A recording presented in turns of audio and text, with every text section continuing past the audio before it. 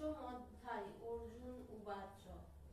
অর্জুন বললেন, হে কৃষ্ণ, আপনি কর্ম সন্ন্যাস এবং কর্মযোগ উভয়েই প্রশংসা করেছেন। অতএব এই দুটির মধ্যে যেটি আমার পক্ষে নিশ্চিত রূপে কল্যাণকর তা বলুন।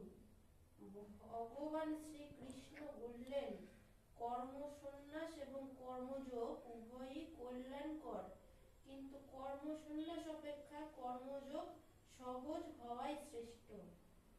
হে অর্জুন, যিনি কারো প্রতি দ্বেষ করেন না এবং কোনো কিছু আকাঙ্ক্ষা করেন না, সেই নিষ্কাম কর্মযোগীকে নিত্য সন্ন্যাসী বলে জানবে। কারণ রাগ দ্বেষরূপ দ্বন্দ্ব রহিত পুরুষ অনায়াসে সংসার বন্ধন থেকে মুক্ত হন।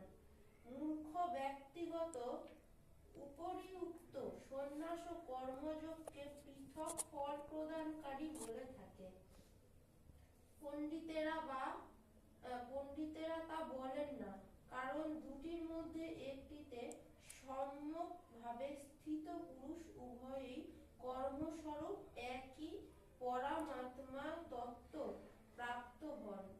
জ্ঞানযোগী যে পরম ধাম লাভ করেন, কর্মযোগীও সেই ধাম প্রাপ্ত হন। তাই যিনি জ্ঞানযোগ ও কর্মযোগকে ফলরূপে অভিন্ন দেখেন, তিনি যথাযথ দর্শী।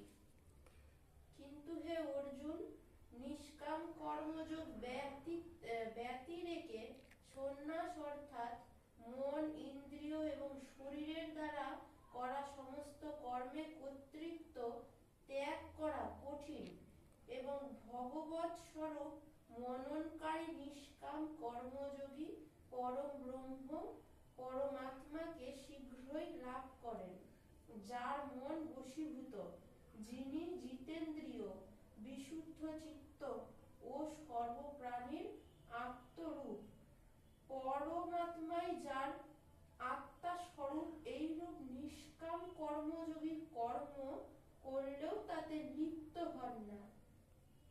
তত্ত্বদর্শী সাংখ্যযোগী দর্শন, শ্রবণ, স্পর্শন, ঘ্রাণ, ভোজন, গমন, নিদ্রা, নিঃশ্বাস গ্রহণ, কথোপকথন, মলমূত্রাদি ত্যাগ, গ্রহণ, চক্ষু উন্মেষ এবং নিমেষ ইত্যাদি কার্যে ইন্দ্রিয়গণ স্ব স্ব বিষয়